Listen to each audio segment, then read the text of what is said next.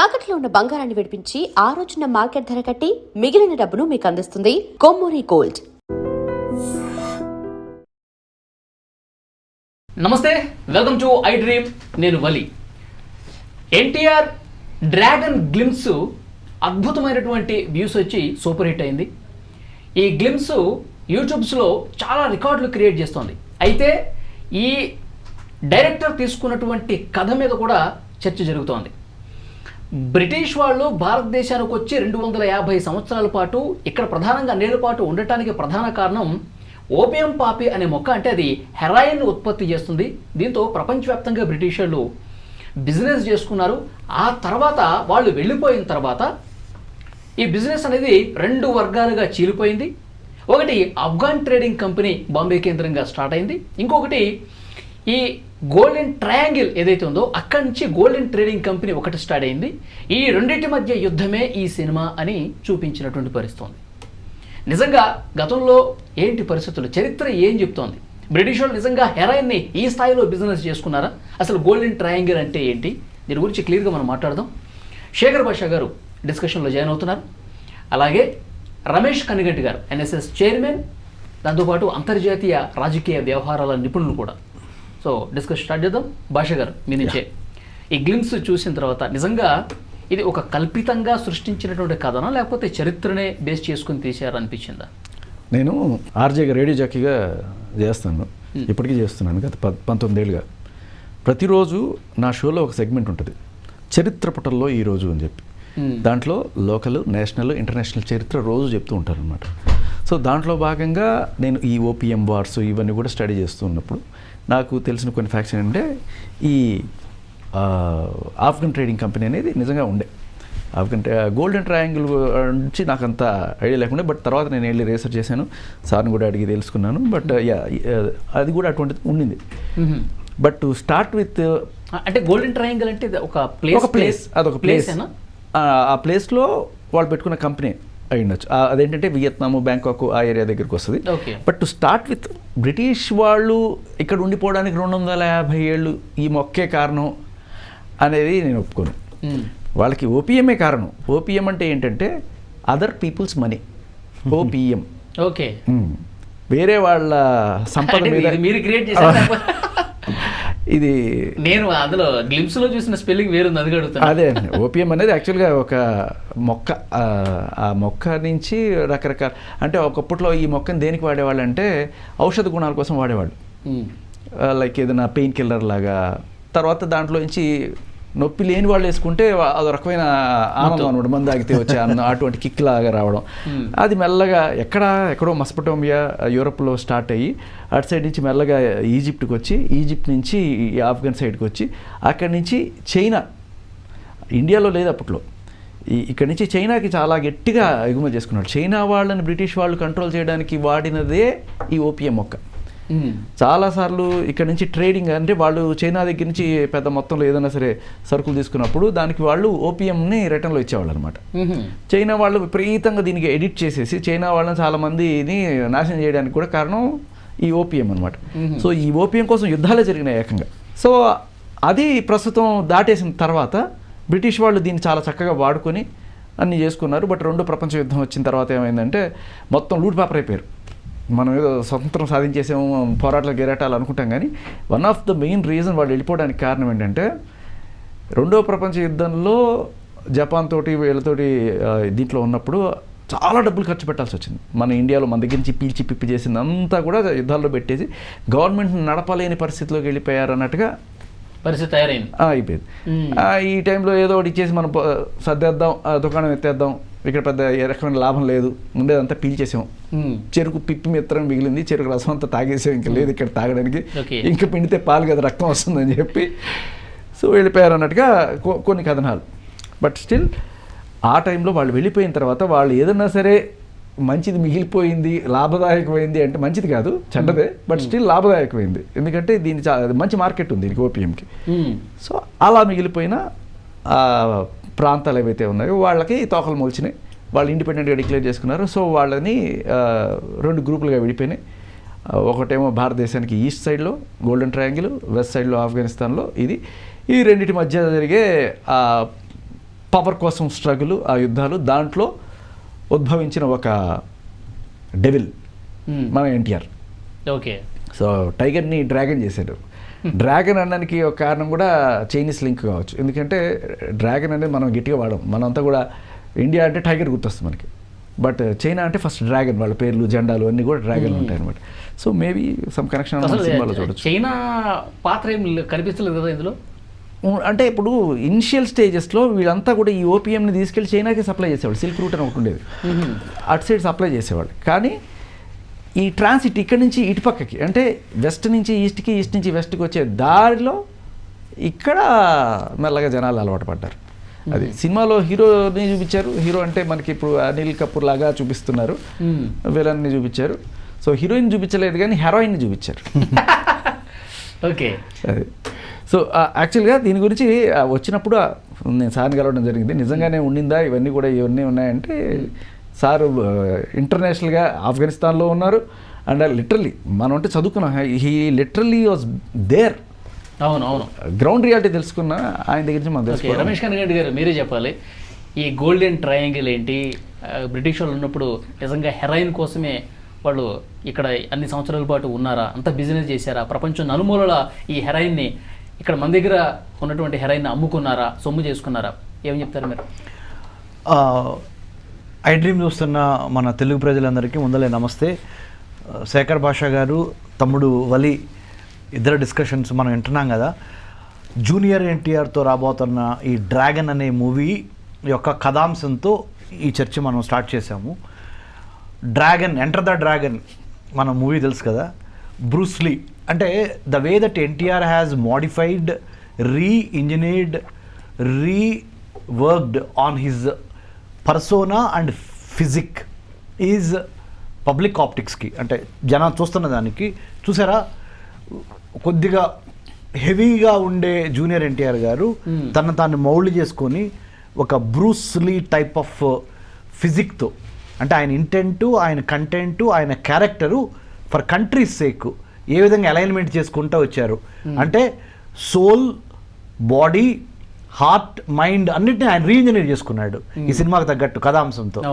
So దాన్ని మనం we can see it in his physical appearance. సైకలాజికల్గా కూడా he has undergone tremendous change after that అనమాట.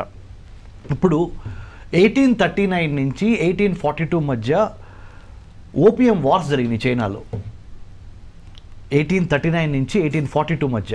Okay. ఆ ఓపియం వార్స్ అదొక కథాంశం, అది తర్వాత చూద్దాం. అది దీంట్లో డిస్కస్ చేస్తారా లేదా అనేది అది డైరెక్టర్ గారికే తెలుసు, ప్రశాంత్ నీల్ గారికి. మన ముగ్గురికి తెలియదు ప్రస్తుతానికి. కానీ అదొక ఆస్పెక్ట్ ఉందని చెప్తున్నా మన తెలుగు ప్రజలకి. 1839 to 1842 మధ్య ఓపియం వార్ బిట్వీన్, అంటే point OPM has that much capacity. ఆడవాళ్ళ కోసం యుద్ధాలు జరిగాయి అంటారు కదా, ఓపీఎం కోసం కూడా మత్తు కోసం యుద్ధాలు అనేది ఇప్పుడు సార్ చెప్పినట్టు మంచిగా చెప్పారు సార్. బ్రదర్, ఓల్డెస్ట్ ప్రొఫెషన్ ఏంటి? ప్రపంచంలో అతి పురాతనమైన వృత్తి ఏంటి? చాలా వృత్తులతో పాటు మనందరూ తెలిసిందే. So I don't want to name it. Same way ఉన్న వయసెస్లో ఓపియం అనేది ఒక పెద్ద వయసు. తర్వాత లేటర్ కార్ల్ మార్క్స్ ఏమన్నారు, religion is the opium of the masses అన్నాడు. మతమే అతిపెద్ద మహమ్మారి, మత్తు.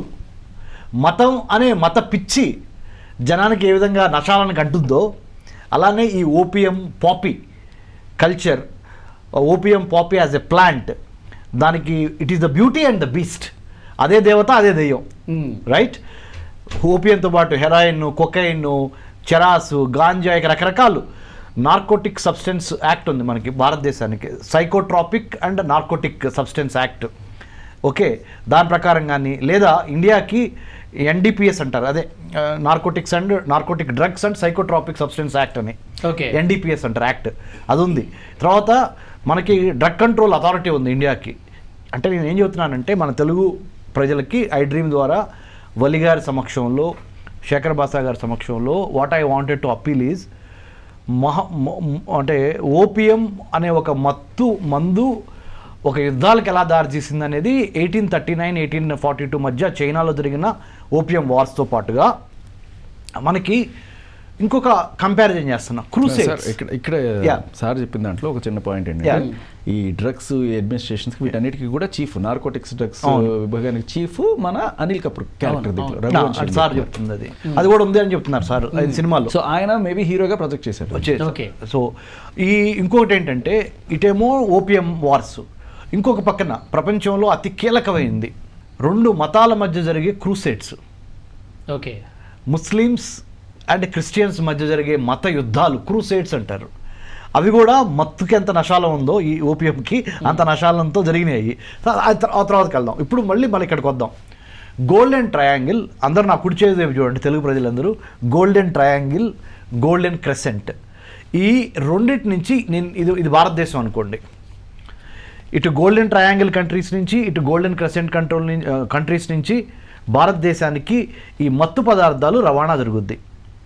జరిగింది, జరుగుతుంది కూడా. సార్ గోల్డెన్ క్రెసెంట్ అంటే he means Afghan trading company మన దీని ప్రకారం. గోల్డెన్ క్రెసెంట్ అంటే అర్ధచంద్రాకారం. అంటే మన ముస్లిమ్స్ పవిత్రమైన రంజాన్లో అర్ధచంద్రాకారంతో నెలవంక. బ్రదర్ కరెక్ట్ చెప్పారు, థ్యాంక్ యూ బ్రదర్, చాలా మంచి తెలుగు వర్డ్ అది, చాలా అంటే బ్యూటిఫుల్ వర్డ్ అది. నెలవంక అర్ధచంద్రాకారంలో ఉంటుంది. ఆఫ్ఘనిస్తాన్, పాకిస్తాన్, ఇరాన్ నుంచి వచ్చేవన్నీ గోల్డెన్ క్రెసెంట్ నుంచి వచ్చే ఈ మత్తు పదార్థాల యొక్క రవాణా జరిగే ఆ ట్రాన్సిట్ రూట్, ఓకే, ట్రాన్స్పోర్టేషన్ ఈ 3 కంట్రీస్ నుంచి, Afghanistan, Pakistan, Iran, right, Persian empire, Iran. ఇటు golden triangle countries Myanmar or Burma, ఇవరికి బర్మా అనేవాళ్ళు ఇప్పుడు మయన్మార్ అంటున్నాం. థాయిలాండ్, మనందరికీ థాయిలాండ్ అంటే తెలుసు కదా. తర్వాత లావోస్. ఈ 3 కంట్రీస్ నుంచి గోల్డెన్ ట్రయాంగిల్ కంట్రీస్. ఓకే, ఇటు మూడు 6 కంట్రీస్ నుంచి భారతదేశం లోపలికి either by ship. Sir sorry, Laos అన్నారు అంటే వియత్నాం లేదా దాంట్లో ఉందా? లావోస్ వియత్నాంలో ఈ గోల్డెన్ ట్రయాంగిల్లో వియత్నాం లేదు. ఓకే. గోల్డెన్ ట్రయాంగిల్లో ఉన్న పర్ఫెక్ట్ కంట్రీస్ మయన్మార్, అంటే factual correction, Myanmar, Laos and Thailand. Okay, ఈ 3 అండి. ఇటు ఆఫ్ఘనిస్తాన్, పాకిస్తాన్, ఇరాన్, 6 కంట్రీస్ మన తెలుగు ప్రజలందరికీ గుర్తున్నాయి కదా. 193 దేశాలు ఉన్నాయి ప్రపంచంలో, అందుట్లో 6 దేశాలు భారతదేశానికి ఇటువైపు 3, ఇటువైపు 3. ఈ 6 దేశాల నుంచి ఉత్పత్తి అయిన ఈ సైకోట్రాపిక్ నార్కోటిక్స్ అనండి, డ్రగ్స్ అనండి, ఓపియం, హెరాస్, చరాస్, గాంజా, ఇక చాలా రకాలు ఉన్నాయి వీటిల్లో. డాక్టర్ శ్రీకుమార్ మీనన్ గారు అని ఆయన చాలా ఎక్స్పర్ట్. నేసిన్ అని ఉంటుంది. నేసిన్ అంటే national academy for customs, excise and indirect taxes. National academy for customs, excise and indirect taxes. ఇదివరకు national academy for narcotics, drugs, indirect taxes. ఈ అకాడమీలో IRS officers, Indian revenue service officers train అవుతారు.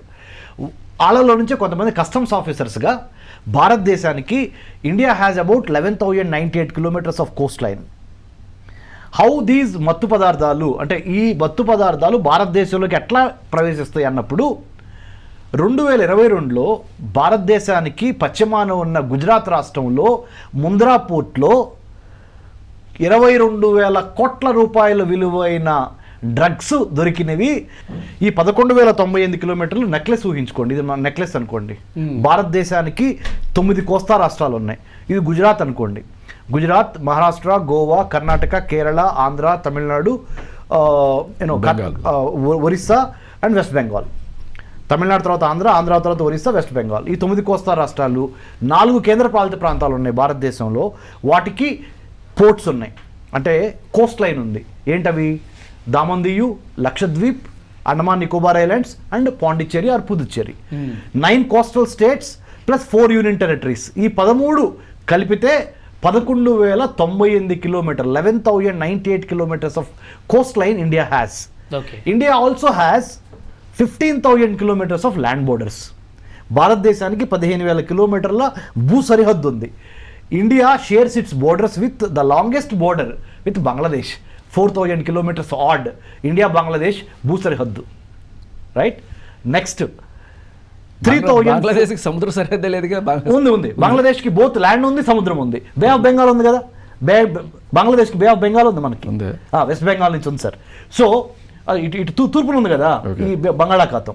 ఇంకొకటి వలి గారు, 3,488 కిలోమీటర్లు ఇండియాకి చైనాకి మధ్య బోర్డర్ లైన్, రైట్.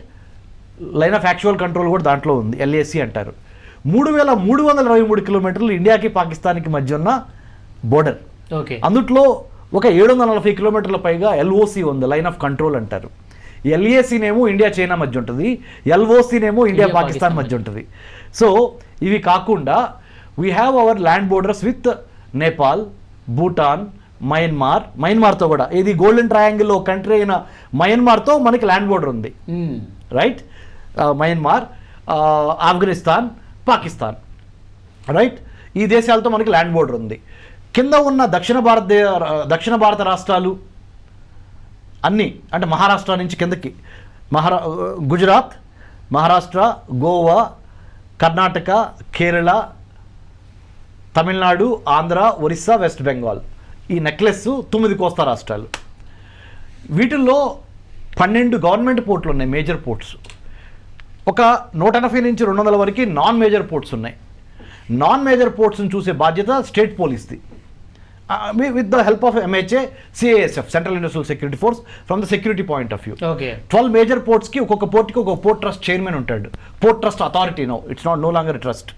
ఇవన్నీ కలిపి చాలా సేఫ్ సెక్యూరిటీ లేకపోతే drugs, narcotics, arms, human trafficking, ఇంకా అదర్ చెప్పాలంటే human trafficking, drug trafficking, arms trafficking, organ trafficking, అంటే మనిషి అవయవాల్ని అమ్మటం, ఇవన్నీ జరుగుతాయి, ఇంక్లూడింగ్ నార్కోటిక్స్ అండ్ డ్రగ్స్. అంటే ఎందుకు చెప్తున్నానంటే మన ప్రేక్షకులకి, మన తెలుగు వాళ్ళకి, భారతదేశము త్రివర్ణ పతాకము రెపరెపలాడటానికి 1947 ఆగస్టు 15 స్వతంత్రం వచ్చిన దగ్గర నుంచి ఇవాళ వరకు మనము ఇంతమంది army, navy, coast guard, air force, marine police, customs, మన border security force, ITBP, Assam rifle, Sashastra Seema Bal, SSB, ఇన్ని నేషనల్ సెక్యూరిటీ ఏజెన్సీస్ పనిచేస్తే కానీ ఇవాళ మీరు నేను వ్యాపారం చేసుకోవట్లా, మీరు నేను ఒక సినిమా చేసుకోవట్లా, మీరు నేను చక్కగా చదువుకుంటున్నాము, ఎడ్యుకేషన్, హోటల్, టూరిజము, ట్రేడ్ అన్నీ ఎలా జరుగుతున్నాయి? Because of the safety and security of our country. Safety, security లేకపోతే ఏ బిజినెస్ అయినా, లోకల్ బిజినెస్ కానీ నేషనల్, ఇంటర్నేషనల్ బిజినెస్కి ప్రాస్పరిటీ ఉండదు. భద్రత, రక్షణ లేకుండా అభివృద్ధి ఉండదు. That's why we have to ensure safety, security in the seaports and also in the airports. ఏది డ్రగ్స్ లోపలికి రావడానికి మార్గాలు అవి మరి ప్రశాంత్ నీల్ గారు చూపించారో లేదు తెలియదు కానీ ఇక్కడ సార్ నాకు మీ ప్రొఫైల్ నుంచి నేను పర్సనల్గా తెలుసుకోవాలనుకున్నది ఏంటంటే సార్ మీరు లిటరలీ ఆఫ్ఘనిస్తాన్లో ఆఫ్ఘనిస్తాన్ అండ్ ఇజ్రాయిల్, మన జోర్డాన్, ఇవన్నీ. సో నేను అనేది ఏంటంటే ఆఫ్ఘనిస్తాన్కి సీపోర్ట్లు ఏం లేవు కదా, మనకి land locked country, 106 kilometres India Afghanistan మధ్య బోర్డర్. ఎస్, నేను అడిగేది ఏంటంటే ఇప్పుడు ఐ డోంట్ నో ఇఫ్ ఆ సినిమా పీరియడ్లో తీసారా లేకపోతే అంటే ఇనిషియల్గా చూపించినా కూడా ఆఫ్ఘనిస్తాన్ నుంచి ఇండియాకి పేరుకి బార్డర్ ఉన్నా కూడా I think we are not accessing that కదా. ఉంది, యాక్సెస్ ఉంది. అంటే డైరెక్ట్గా పాకిస్తాన్ టచ్ చేయకుండా ఇండియా నుంచి ఆఫ్ఘనిస్తాన్ వెళ్ళగలము మనం? డైరెక్ట్గా ఆఫ్ఘనిస్తాన్కి 106 కిలోమీటర్స్ నుంచి వెళ్ళొచ్చు. ఉందా? సీరియస్లీ అంటే పాక్ ఆక్యుపైడ్ కాశ్మీర్ ఉంది. అదే సో అట్నుంచి పాక్ ఆక్యుపైడ్ కాశ్మీర్ మధ్యలో వస్తుంది కదా మనం. అబ్సల్యూట్లీ వాళ్ళు దీన్ని చైనాకి ఏదో చైనా పాకిస్తాన్ ఎకనామిక్ కారిడార్ ద్వారా. సో మనకి ప్రస్తుతానికి direct access to Afghanistan cut అయిపోయినట్టే అనుకోవాలి కదా. అంటే ఎలా చెప్పాలంటే దీన్ని, నేను మిమ్మల్ని ఎందుకు ఈ క్వశ్చన్ అడుగుతున్నాను, ఆఫ్ఘనిస్తాన్ నుంచి ఇండియాకి వీళ్ళు ట్రేడింగ్ కంపెనీ వాళ్ళు ఒకవేళ పంపించే ఇది చూపించేట్టయితే హౌ వుడ్ దట్ బీ అనే జనరల్గా? సార్ 100% ఇది ఎక్కువగా త్రూ పాకిస్తాన్ ల్యాండ్ బోర్డర్స్ ద్వారా తక్కువ వచ్చింది. Seaport either fly or by sea. Afghanistan నుంచి పాకిస్తాన్ నుంచి పాకిస్తానీ పోర్ట్స్ నుంచి Gujarat ports, okay, or Mumbai port, right, or west coast of India, either by ship or by fly, not majorly by crossing the border. అదే కదా, ఎందుకంటే మధ్యలో చాలా ముజాహిద్దీన్ టెర్రర్ క్యాంప్స్ ఉన్నాయి, ఇటు ఐఎస్ఐ ఉంది, ఇంటర్ సర్వీస్ ఇంటెలిజెన్స్ ఏజెన్సీ పాకిస్తాన్ది, ఇటు ఆఫ్ఘనిస్తాన్ రక్షణ ఉంటుంది, ఇండియా బోర్డర్ సెక్యూరిటీ, ఇవన్నీ ఉంటాయి కదా. సో డ్రగ్స్ ఎట్లా ఇండియాలోకి వస్తున్నాయి అని మీరు నన్ను క్వశ్చన్ అడిగితే ఇది ఆఫ్ఘనిస్తాన్ నుంచి. అండ్ పాకిస్తాన్ నుంచి లేదా ఇరాన్ నుంచి. What as Yeah. ఒక ఆడియన్గా నేను చూసినప్పుడు మీ ప్రొఫైల్ చూసినప్పుడు నేను ఏం తెలుసుకోవాలనుకున్నానంటే వెరీ ఇంట్రెస్టింగ్ ఏంటంటే ఆఫ్ఘనిస్తాన్ పరిస్థితులు ఎలా ఉంటాయి యాక్చువల్గా. మన యంగ్ టైగర్ దాంట్లో డ్రాగన్గా కనబడబోతున్నాడు. ఆ లుక్ ఆఫ్ఘన్కి తగ్గట్టుగా మౌల్డ్ చేసుకున్నాడు. నేను కొంతమందిని చూస్తున్నాను ఆఫ్ఘన్ ప్రొఫైల్, ఆఫ్ఘన్ బాయిజాన్ ఇట్లాంటి వాళ్ళని. బట్ ఇక్కడ ఎన్టీఆర్ లుగర్గా అక్కడ ఆఫ్ఘన్లో కనిపించేది. How do you assess maybe అటువంటి క్యారెక్టర్స్ అక్కడ ఎగ్జిస్ట్ అవుతాయా నిజంగానే ఆఫ్ఘన్? అంటే జనరల్గా సార్ ఆఫ్ఘనీ కాబూలీ వాళ్ళ dress is different, you know the long like you know what you call మన జాట్ డ్రెస్ ఉంటుంది చూడండి సార్, అది వేరుంది. కానీ ఇక్కడ జూనియర్ ఎన్టీఆర్ లుక్ రీసెంట్ మీరు అంటే మారిపోయిన ఆఫ్ఘనిస్తాన్ లో చాలా మంది ఇదే టైప్ లో ఉన్నారు sir. I have seen profiles. Taliban dress ఈ డ్రెస్ కొంచెం వేరు వేరు ఉందంట, కొంచెం దగ్గరలో ఉంటాయి. పస్తూన్స్ అంటారు వాళ్ళని, పస్తూన్స్. అంటే there are so many tribal warlords అన్నమాట. ఆఫ్ఘనిస్తాన్ దేశంలో చాలా మంది ట్రైబల్ వార్ లార్డ్స్ ఉన్నారు. ఆ వార్ లార్డ్స్ మధ్య ఎప్పుడు అంతర్యుద్ధం జరుగుతూ ఉంటుంది. There is internal civil unrest among these Pashtuns అని ఇంకా చాలా రకాల ట్రైబల్ ఉన్నాయి అనమాట జాతులు, వాళ్ళ మధ్య అంతర్యుద్ధం జరుగుతూ ఉంటుంది. సో అది యాక్చువల్గా డైరెక్టర్ ఈ సినిమాలో ప్రశాంత్ నీల్ గారు బ్రిటిష్ వాళ్ళు వెళ్ళిపోయిన తర్వాత ఈ వ్యాపారం రెండుగా చీలిపోయి జరిగినటువంటి యుద్ధంగా చెప్తా ఉన్నారు. అబ్సల్యూట్. అంటే వ్యాక్యూమ్ క్రియేట్ అయింది. ఎట్లా ఉంటుందని అదే ఆ వ్యాక్యూమ్ క్రియేట్ అయింది. Once British left this place in 1947 15th August and 14th August Pakistan got independence, 15th August India got independence, right? Matter of 24 hours. And then since then we have been living on our own and we have democratically and also technologically and otherwise we have proved ourselves. ఇదొకటి నేను చెప్పేది ఏంటంటే sir, ఇక్కడ అన్నిటికన్నా important ఇక్కడ మనం చూడాల్సింది నాకు అర్థమవుతుంది ఏంటంటే డైరెక్టర్ ప్రశాంత్ నీల్ గారు వాంటెడ్ టు అనెర్త్ ది ఈ డ్రగ్ లాట్స్ ఉంటారు, మాఫియా, డ్రగ్ మాఫియా.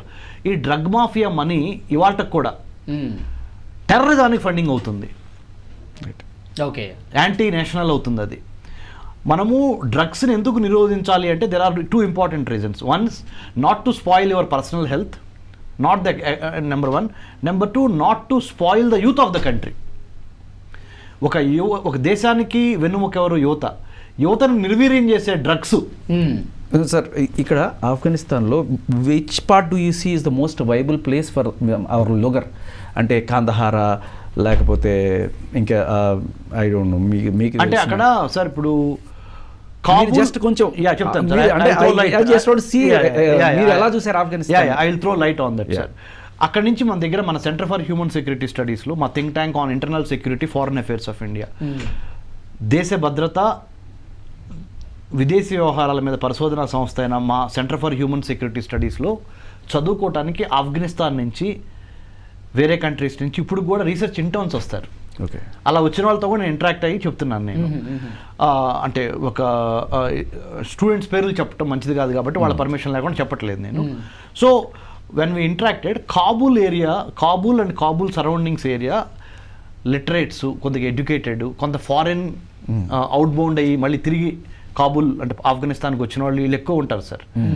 కొద్దిగా ఇంటీరియర్స్కి వెళ్తే ఈ warlords plus drug mafia becoming a war lord.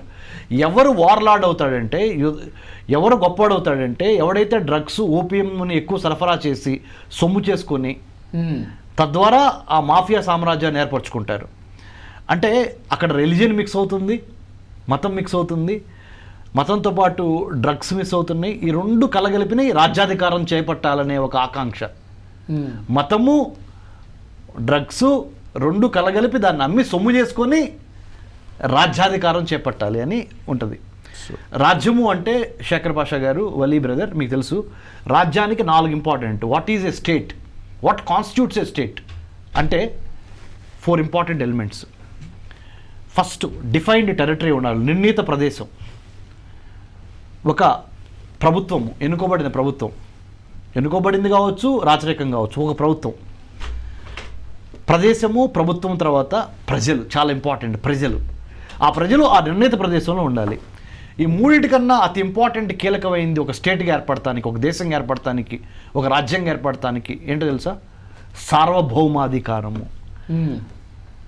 The capacity to take decisions for itself without depending upon other states. వేరే రాజ్యాలు చెప్తే చేయటం కాదు, ఏ దేశాలతో స్నేహం చేయాలి, ఏ దేశాలతో యుద్ధం చేయాలి, నీ దేశాలను నువ్వు ఎలా పరిపాలించుకోవాలి అనేది సార్వభౌమాధికారం. ఇక్కడ వీరప్పన్ లాంటి వాళ్ళు they have their own governments, LTT Prabhakar లాంటి వాళ్ళు. సో వాళ్ళు అలా ఉండడానికి కారణం ఏంటంటే పీపుల్ సపోర్ట్ ఉండేది వాళ్ళకి. ఎందుకంటే ఇప్పుడు ఈ ఓపీఎం పండించే వీళ్ళకి కూడా వీళ్ళకి ఎంత కొంత ఇస్తారు, రైతులకి వీళ్ళకి ఇచ్చి వాళ్ళ దగ్గర నుంచి ఇస్తారు. వాళ్ళకి ఇది లేకపోతే బతుకు తెరువు లేదు కాబట్టి they are hopelessly dependent on these people and these people will control. వాళ్ళ బాగోగులు చూస్తారు కాబట్టి వీళ్ళ కోసం ప్రాణాలు ఇచ్చే స్టేజ్ కూడా వాళ్ళని ఆ రకంగా మోటివేట్ చేస్తారు.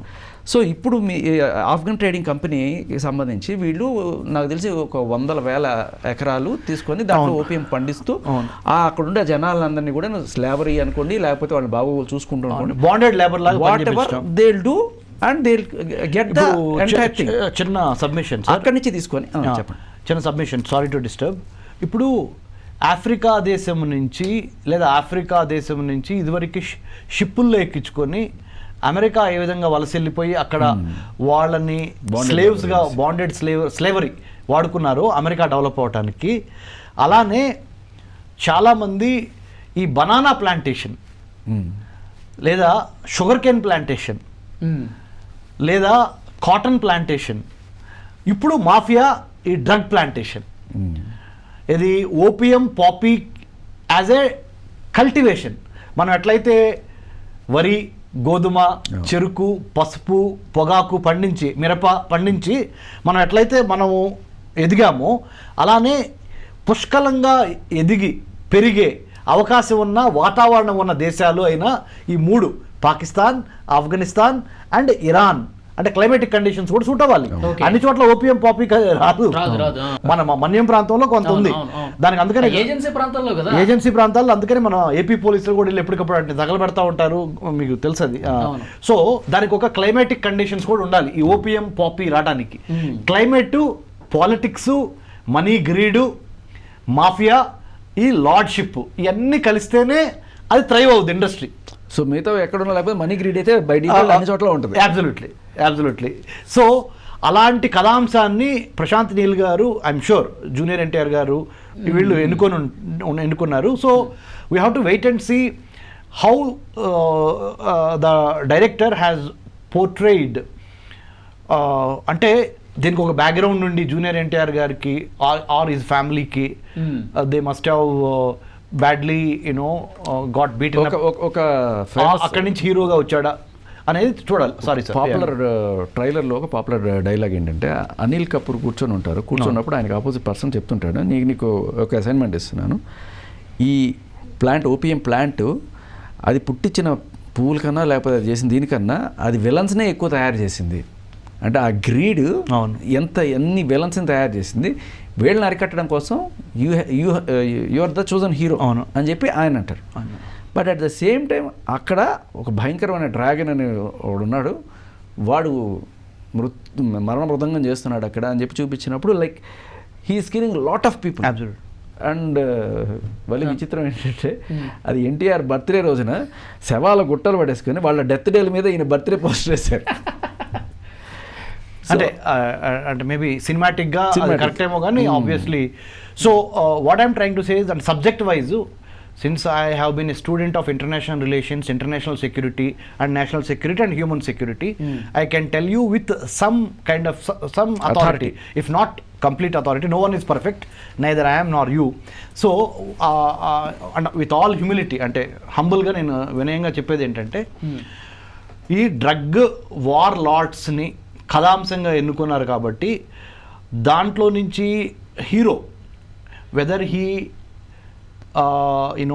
రియలైజెస్ దట్ ఈ మాఫియా డ్రగ్స్, ఈ పాపియం ఓపియం కల్చర్ ఇవన్నీ ఉన్నాయి కదా, వీటి మూలాన జనాల్ని దుర్మార్గంగా వాడుకుంటున్నారు, దానికి వ్యతిరేకంగా జూనియర్ ఎన్టీఆర్ గారు తిరుగుబాటు చేశారా, ఇది టు అబాలిష్ ఇది ఆ డ్రగ్ మాఫియాని కంప్లీట్గా డెస్ట్రాయ్ చేసి, డెసిమేట్ అంటారు ఆర్ లిక్విడేట్ అంటారు ఇంగ్లీష్లో, ఆర్ న్యూట్రలైజ్ అంటారు, ఆ వ్యవస్థని నిర్వీర్యం చేయటం కోసం, ఏది డ్రగ్ వ్యవస్థని నిర్వీర్యం చేయటం కోసం జూనియర్ ఎన్టీఆర్ గారు ఒక డ్రాగన్గా అవతరించాడా ఇట్లా చూపిస్తారా? అంటే అంత పాజిటివ్ ఏదో చూపించలేదు.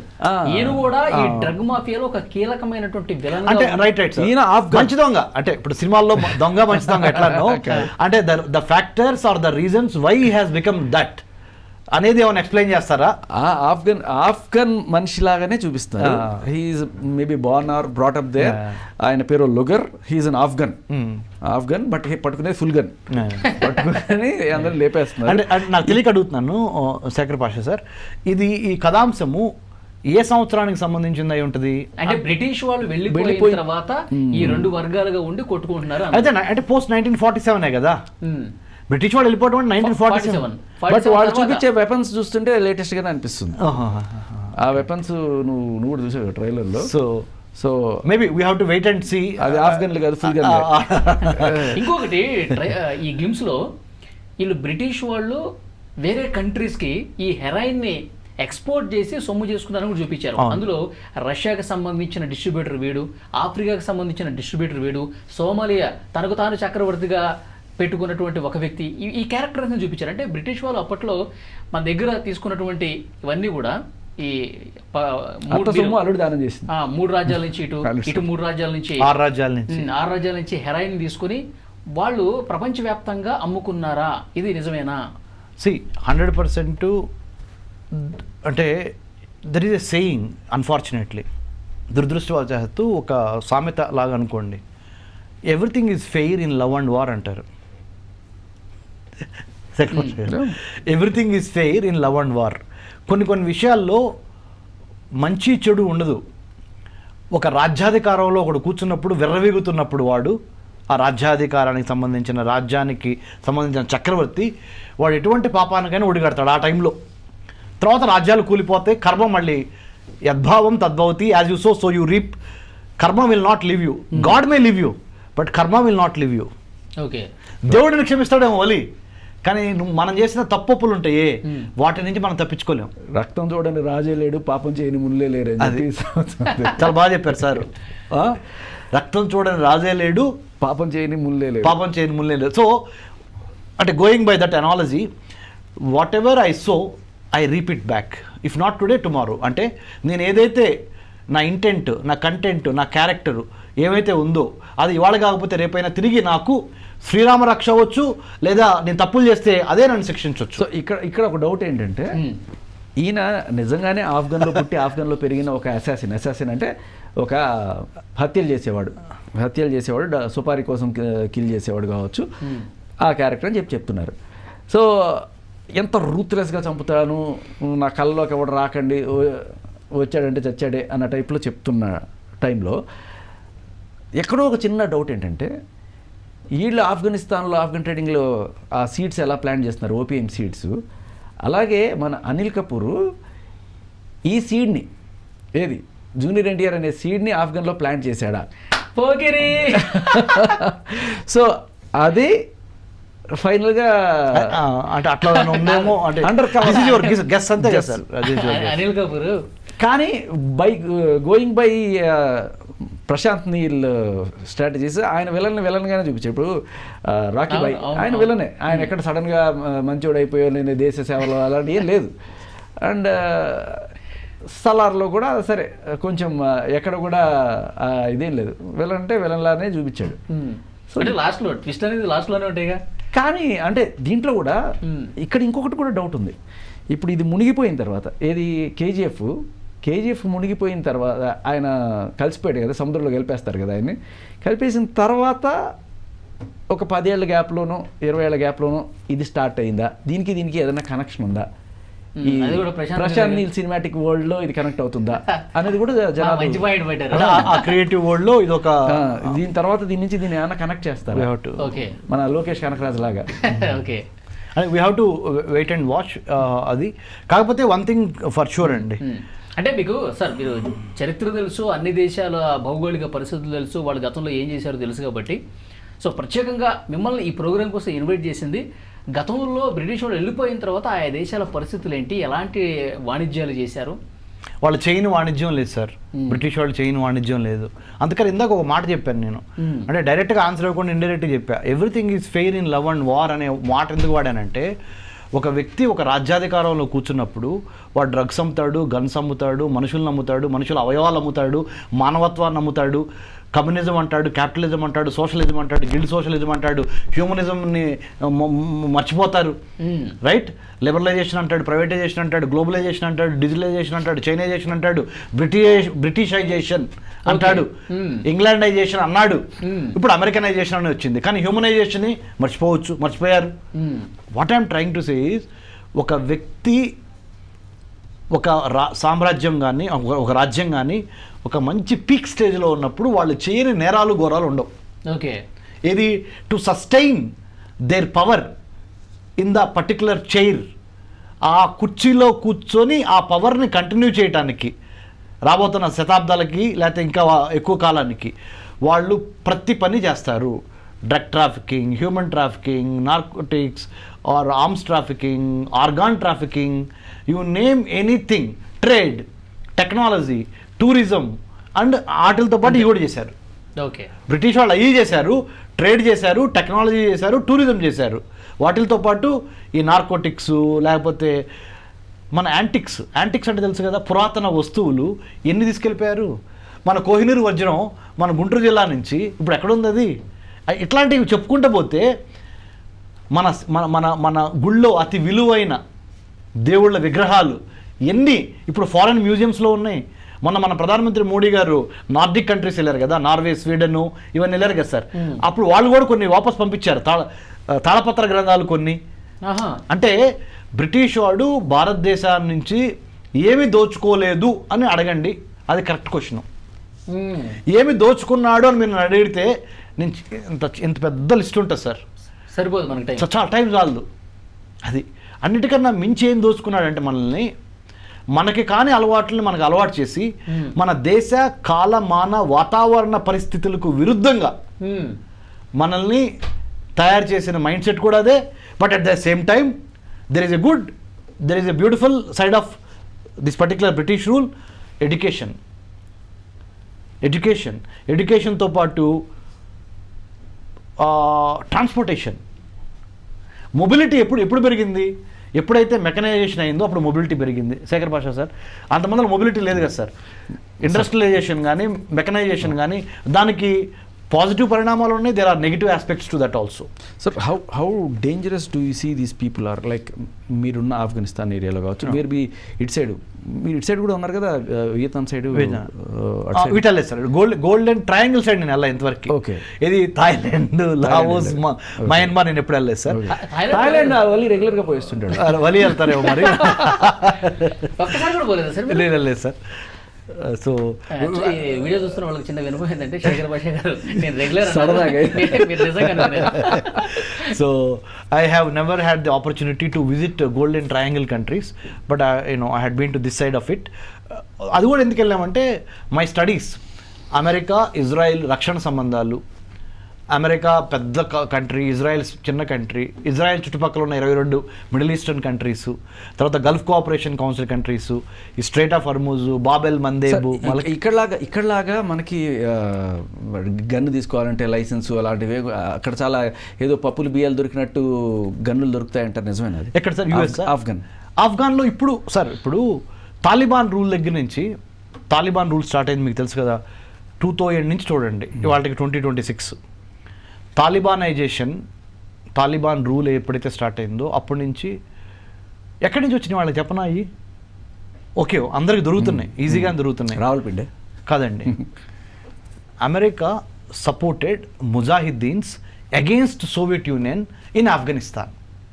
ఓకే, అసలు ముజాహిద్దీన్లకి అంటే లెట్స్ సే ఆఫ్ఘనిస్తానీ ప్రజలకి, Afghanistan is called the graveyard of empires అంటారు ఇంగ్లీష్లో. తెలుగులో చెప్పాలంటే మహా సామ్రాజ్యాలు పతనమైన ప్రదేశం ఏంటి రమేష్ గారు అని మీరు నన్ను అడిగితే ఆఫ్ఘనిస్తాన్. సడన్గా చూస్తున్న వాళ్ళకి సార్ ఏం చెప్తున్నానంటే, ఆఫ్ఘనిస్తాన్ ప్రాంతంలో రష్యా వాళ్ళ ఇంట్రెస్ట్ ఉండింది, వాళ్ళు దాన్ని దోచుకోవడానికి వచ్చినప్పుడు సోవియట్ యూనియన్, అమెరికా వాళ్ళు అప్పట్లో సోవియట్ యూనియన్. సో అమెరికా వాళ్ళు ఏం చేశారంటే సోవియట్ యూనియన్ ప్రాంతంలో ఉన్న వాళ్ళని, అలాగే పాకిస్తాన్లో ఉన్న చాలా మంది ముస్లిమ్స్ని వీళ్ళు ట్రైన్ చేసి వాళ్ళకి అగెనెస్ట్గా వీళ్ళని సోవియట్ యూనియన్కి అగేన్స్ట్గా. సో ఆ రకంగా వాళ్ళకి అసలు గన్ కల్చర్ ఎట్లా వచ్చింది, ఇప్పుడు రూట్ కాజ్ ఆ రకంగా వాళ్ళని అంటే రష్యా వాళ్ళని అక్కడి నుంచి తరిమేయడం వల్ల వీళ్ళకి వచ్చి ఏంటంటే వీళ్ళు ఇక్కడ ఆక్యుపై చేసుకోవచ్చు వాడు వెళ్ళిపోతే. అందుకని వీళ్ళకి వెపన్స్ అన్ని కూడా అలా వచ్చాయి. అబ్సల్యూట్లీ. ఇప్పుడు పులి రక్తం తాగడానికి మరిగింది అనుకోండి, ఏమవుద్ది తెలుసు కదా మీకు. సో అదొక అలవాటుగా ఏర్పడిపోద్ది. అట్లానే ఆ ముజాహిద్దీన్ ఎవరు ట్రైన్ చేశారు, ముజాహిద్దీన్స్ అమెరికన్సే కదా, సృష్టించింది వాళ్ళే కదా. ఆ బ్యాచ్ అంతా సృష్టించింది ఎవరు, అమెరికన్స్. ఎవరికి వ్యతిరేకంగా, సోవియట్ యూనియన్కి. మరి సోవియట్ యూనియన్ పతనం అయిపోయిందిగా, మరి ముజాహిద్దీన్ ఖాళీకి కూర్చోవడం అలవాట్లేదు. అదే చెప్పా, రక్తం మరిగిన పులి ఖాళీకి కూర్చోదు కదా. అప్పుడు ఈ ముజాహిద్దీన్ అందరిలో ఒక చోట తీసుకొచ్చింది ఉసామా బిన్ లాడెన్. అరే మన శత్రువు సోవియట్ యూనియన్ కాదురా బాబు, మనల్ని వాడుకున్నాడు అమెరికా వాడు. మన శత్రువు ఎవడంటే మన ఖురాన్కి వ్యతిరేకంగా మాట్లాడుతున్న వీళ్ళు ఏది ఇజ్రాయెల్, ముఖ్యంగా అమెరికా ఇజ్రాయెల్ ఆ నెక్సెస్ ఆర్ యాక్సిస్, దానికి మనం వ్యతిరేకంగా కొట్టాలి అని ఉసామా బిన్ లాడెన్ ఈ ముజాహిద్దీన్ అందరూ తీసుకొచ్చారు. సో మీరు అడిగారు నన్ను, ఈ గన్స్ సార్ కూడా అడిగారు, గన్స్ ఇబ్బడిముబ్బడిగా ఊరిని అట్లా పప్పు బెల్లంలాగా దొరుకుతాయి అని అడిగిన దానికి డంపింగ్ జరిగింది. ఆఫ్ఘనిస్తాన్లో Soviet union Gansu, American Gansu, ఆఫ్ఘనిస్తాన్లో అదొక డంపింగ్ యాడ్ ఉంటుంది చూడండి, చెత్త కుండి. ఇప్పుడు మనం హైదరాబాద్ శివార్లో చెత్త కుండీలు ఉంటాయి కదా, పెద్ద డంపింగ్ 15 ఏళ్ళ పిల్లలు కూడా పెట్టుకుని తిరుగుతారు. అక్కడ ఆ విధంగా ఏర్పడింది. దాన్ని క్యాష్ చేసుకోవటానికి ఎదురుగి వైలెన్స్ అలవాటైంది. ఆ వైలెన్స్కి మతానం అనే మత్తుని కలిపి ఉసామా బిన్ లాడెన్ ఆయన ఇంకొక స్టోరీ, అదొక నేరేటివ్. అది ఇంకొక నేరేటివ్ ఏంటి, ఓహో మీరు మతం పేరు చెప్పి గన్ను వాడుతూ నేర్పిస్తున్నారు పిల్లలకు కానీ పెద్దలకు కానీ, ఒక సెక్షన్ ఆఫ్ సొసైటీ. ఇంకో సెక్షన్ ఆఫ్ సొసైటీ ఏం చేస్తుందంటే మత్తు పదార్థాలని ఎర్రవేసి ముఖ్యంగా సాగు చేసి, మత్తు పదార్థాలని వేల ఎకరాల్లో సాగు చేసి, ఈ పాపీ హెరాయిన్ ఇవన్నీ ఓపియం పాపీ ఇదంతా సాగు చేసి దాన్ని అమ్మటం ద్వారా బ్లాక్ మార్కెట్లో అమ్మడమే కాదు సార్, ఇప్పుడు హ్యూమన్ బాంబ్స్ తయారు చేయడంలో కూడా వీళ్ళని డ్రగ్స్ కి బానిసలు చేసి వీళ్ళకి ఏం చెప్తే అలా ఉండిపోతారు అన్ని వెళ్ళిపోయి ఆత్మహత్య దాడులు కూడా వీటిని ఈ డ్రగ్స్ ని వాడతారు. ఇక అన్ని రకాలు ఇక సార్ చెప్పినట్టు. అంటే ఇప్పుడు మన ముగ్గురు ఇక్కడ ఉన్నాం సార్, సభ్య సమాజం ఉంది, సెన్సెస్ అనే పనిచేస్తున్నాయి, సివిలైజ్డ్గా నాగరికతతో మనము మాట్లాడుతున్నాము, నాగరికతతో మనం మలుచుకుంటున్నాము. మన అమ్మా నాన్నలు చెప్పారు, మన దేశం కానీ మన స్కూల్ టీచర్స్ కానీ ప్రొఫెసర్స్ కానీ మనం కామ్గా ఉన్నాం. మనకి మత్తు అనే ఒక పదార్థాన్ని ఇచ్చినప్పుడు ఇవన్నీ పనిచేయవు. You are in a different hallucination, అంటే ఒక డిఫరెంట్ వరల్డ్లోకి వెళ్ళిపోతావు. అక్కడ వాళ్ళకి మన తన నీతి జాతి అమ్మ నాన్న చెల్లి తమ్ముడు అక్క ఏం గుర్తుండవు ఆ మత్తు పదార్థం శరీరంలోకి వెళ్ళిన తర్వాత. ఆ విధంగా నువ్వు వెళ్ళి చచ్చిపో నీకు పైన అల్లా వెయిట్ చేస్తుంటాడు, నీకు 72 మంది కన్నీళ్ళు లేకపోతే అంటే దాన్ని ఏమంటారంటే ఫిక్స్ అయిపోతాడు వాడు. అంటే ఇండాక్ట్రినేషన్ ఏం ఉండదు అనమాట, ఇండాక్ట్రినేషన్. సో అంటే డ్రగ్స్ని అన్ని రకాలుగా వాడచ్చు, మంచికి వాడచ్చు, చెడుకు వాడచ్చు, రైట్. ఆ చెడుకు వాడటానికి సంబంధించిన ఈ చెడు పదార్థాలు ఏవైతే ఉన్నాయో హెరాయిన్, కొకైన్, ఇంకా చెరాస్, గాంజా ఇట్లాంటి టైప్స్ అన్నీ దాన్ని ఒక వృత్తిగా ఒక వ్యవసాయంగా చేసి తద్వారా వచ్చే ఇన్కమ్తో రాజ్యస్థాపన చేయడానికి చాలామంది వార్ లార్డ్స్ పుట్టుకొస్తారు. ఆ కథాంశమా we have to wait and see. చూద్దాం సార్, ఈ సినిమా చూస్తే కానీ పూర్తిగా క్లారిటీ వస్తుంది. ఇప్పుడు శేఖర్ భాష అన్నట్టు ఎన్టీఆర్ని విలన్ లాగా చూపించారు, మరణ మృదంగా చూపిస్తా ఉన్నారు ఈ కంపెనీలో. అనిల్ కపూరే నియమించినటువంటి ఒక హీరో క్యాండిడేట్. కాకపోతే ఒక ఈ టెర్రరిస్టులు అందరూ కూడా ఈ ఆఫ్ఘనిస్తాన్ పాకిస్తాన్లో ఉంటే మరి అక్కడ బాంబుల దాడులు ఎవరు చేస్తారు అని చెప్పి ఆ మధ్య ఒక జోక్ వచ్చింది. ఏమిటి తెలుసా, వాళ్ళు లేజీ టెర్రరిస్టులట అందరం వెళ్ళాక అక్కడక్కడ వేసుకుంటున్నారు. చూద్దాం సార్, సినిమా చూసిన తర్వాత నెక్స్ట్ ఇయర్ సినిమా ఉంది. ఈలోపు ఎన్నో ఉదంతాలు జరుగుతాయి, అంతర్జాతీయంగా ఇంకా చాలా పరిణామాలు జరుగుతాయి, దాని గురించి కూడా మనం డిస్కస్ చేద్దాం. Thank you very much Ramesh Kaniganti garu, thank you very much Shekhar Bhasha garu. ఇది వాళ్ళ స్పెషల్ డిస్కషన్. చూస్తూనే ఉండండి iDream News. And for more videos, please subscribe to iDream channel. Subscribe to iDream Media. Please subscribe to iDream. Please subscribe to iDream. Please subscribe iDream. And please subscribe to iDream. For more videos, subscribe to iDream. please like, share and subscribe to the channel. Congratulations, iDream. Subscribe to iDream. Subscribe to iDream. So subscribe to iDream Media. ఐడ్రీమ్కి iDream team అందరికీ huge congratulations. Please subscribe iDream Media. Please subscribe to iDream. Subscribe iDream. Please subscribe to iDream. iDream అంటే నా కళల channel subscribe చేసుకున్న నోరు తిరుగుతలేదు, మీరైతే గంట గుర్తు కొట్టండి. For more such videos, please subscribe to iDream. Subscribe to iDream. Please subscribe to iDream. Please subscribe iDream Media. Please do subscribe to iDream. Please subscribe to iDream Media. For best entertainment and information, please subscribe iDream. And don't forget to subscribe to iDream.